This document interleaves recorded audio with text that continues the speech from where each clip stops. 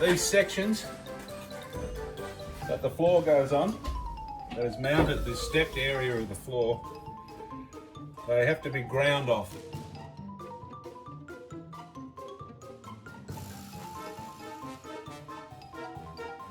Floor's up, drain's been washed down. I thought of using a high pressure hose, but it just makes a lot of mess. Using the hose and a brush, just cleaning it off a bit. Now the thing about taking off that floor is that it's tacked on with tack welds. Not once or twice, but dozens and dozens of times.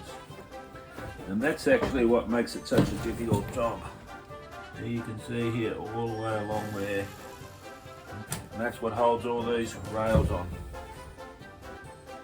So they all have to be ground off. Fun and games.